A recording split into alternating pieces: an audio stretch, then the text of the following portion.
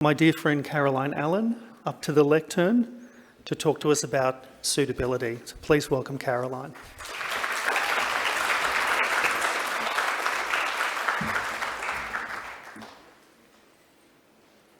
I really like that somebody put on their speak even if your voice shakes, because I am really nervous right now, so that's awesome. So, hi, I'm Caroline, and somehow I scored this gig about talking about the suitability of current suicide prevention services. I'm a person with a lived experience of suicide, which for me means that I survived multiple suicide attempts and continue to live with chronic suicidal ideation. My story is long and complicated and, well, quite frankly, not all that interesting, but suffice to say that over the years, mental health professionals have labelled me with all sorts of psychiatric diagnoses. However, I believe that my way of being in the world is a perfectly normal reaction to some highly abnormal situations. I believe that my way of being in the world makes sense in the context of my story. There are two fun facts that you need to know about me, because these have shaped my experiences with mental health and suicide prevention services over the years. Consequently, they also shape my view about the suitability of current suicide prevention services. The first thing you need to know about me is that I am autistic. I figured this out in 2013 and then paid a clinical psychologist a whole lot of money to tell me what I already knew.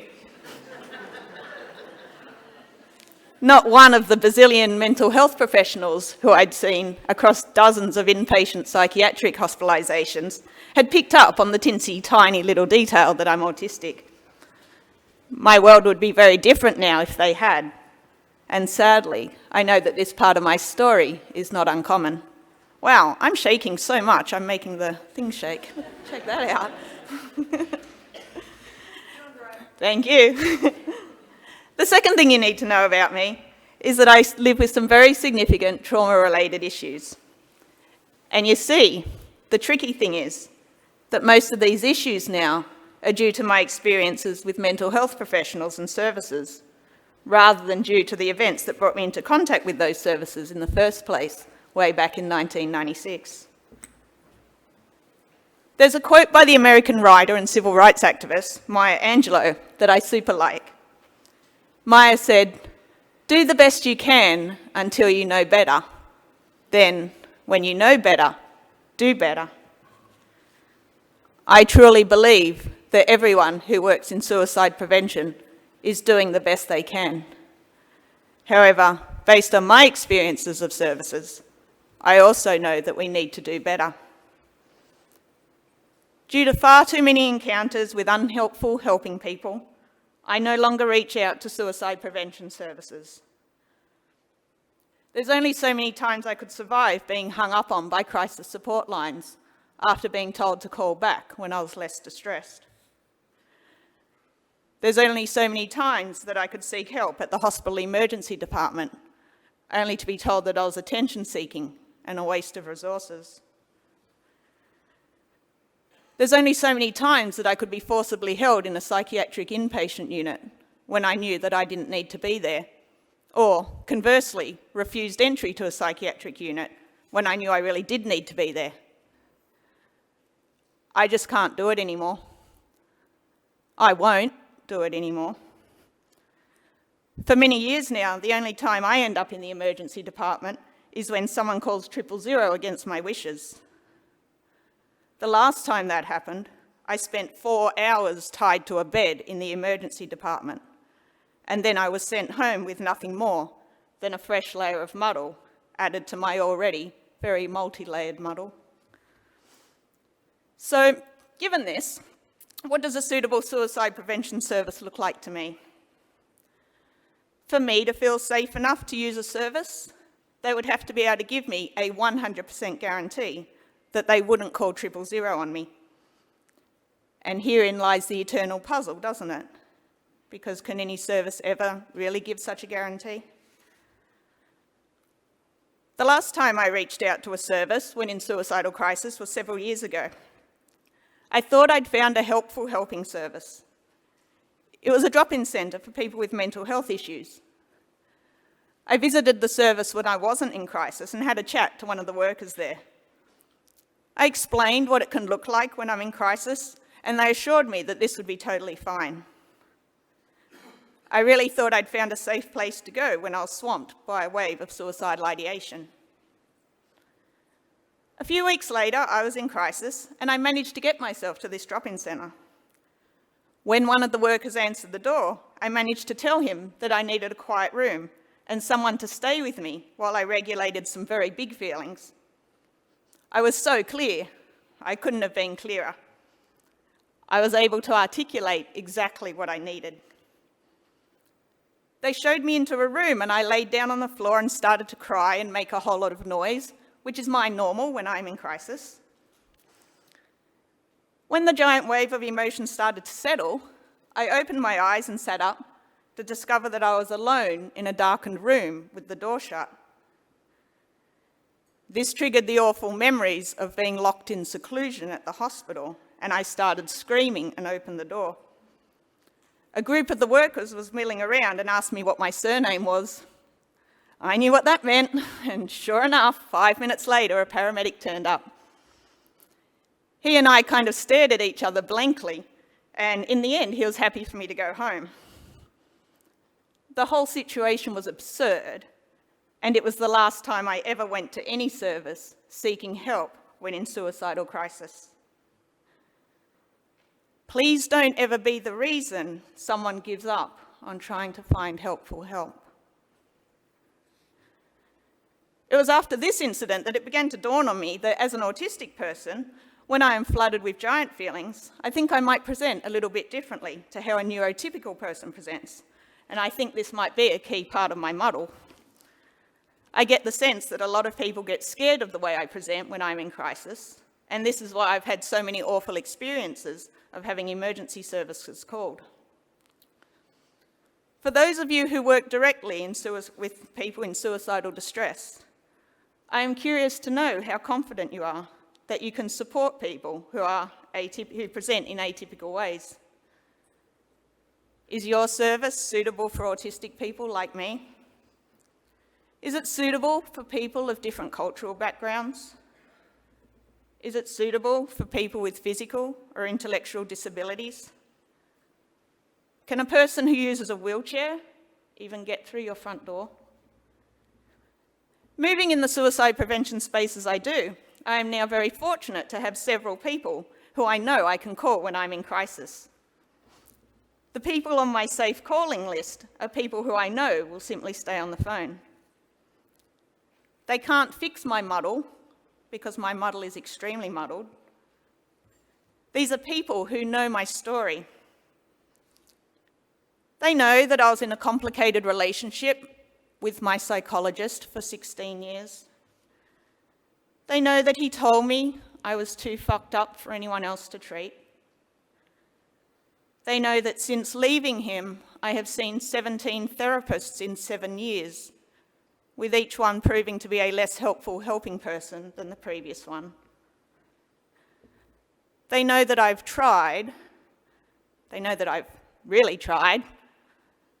And they know that I'm tired now. So when I am riding a giant wave of suicidal despair, there is no "have you thought about X" or "have you tried Y?"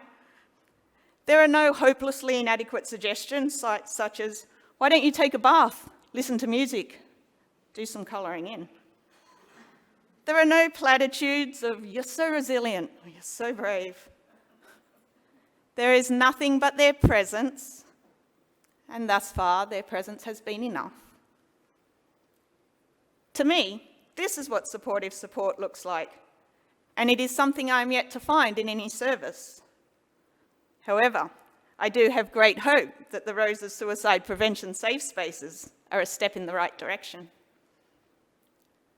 I think one of the greatest challenges for these safe spaces and other newly emerging services is how to balance the aspirational principles of trauma-informed care with the legal principle of duty of care. I find it super frustrating the way the term trauma-informed care seems to get tossed around like a buzzword. Every service these days seems to be trauma-informed, along with also being person-centred, culturally sensitive, and recovery orientated. So many buzzwords. But just like these other terms, trauma-informed care is more than a buzzword, and I could happily talk about it for the rest of the day. But suffice to say, the 5 key principles of trauma-informed care are safety, trust, choice, collaboration, and empowerment. And to me, the great puzzle is, how can a service truly claim to work by these principles if it also at times calls emergency services against the wishes of a client or guest? This is tricky, and I suggest that anyone who thinks the answer is simple hasn't yet thought hard enough about the question. I certainly don't have the answer yet.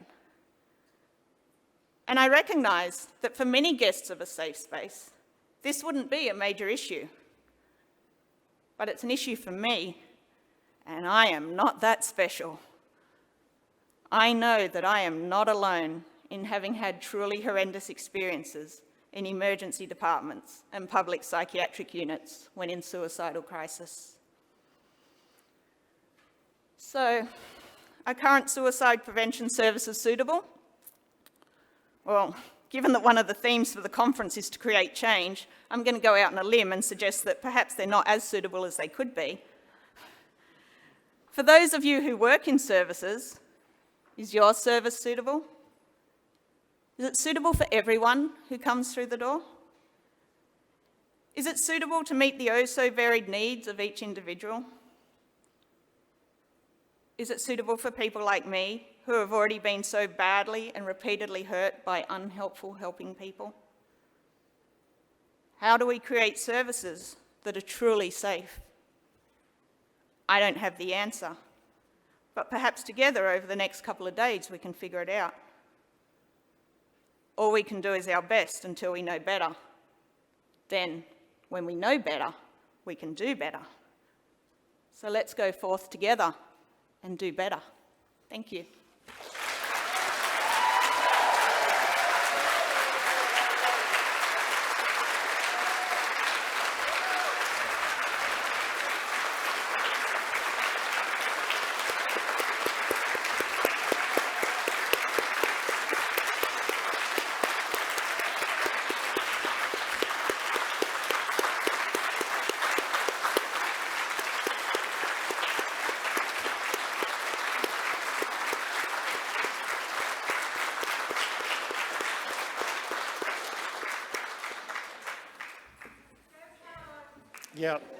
Yeah.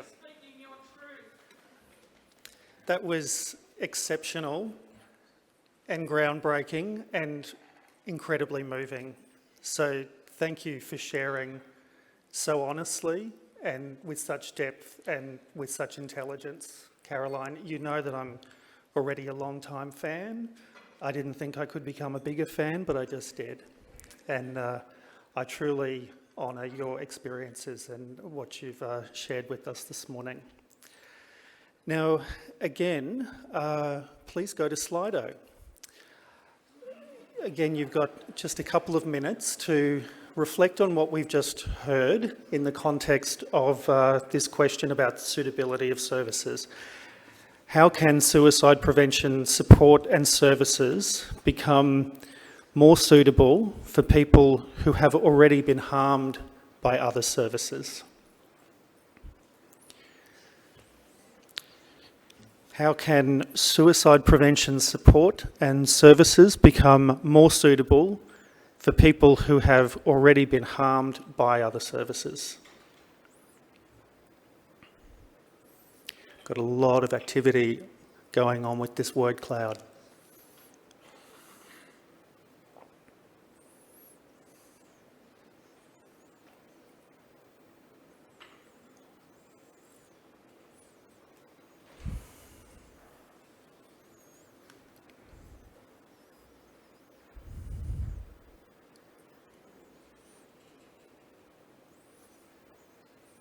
I love the contribution, listen to Caroline.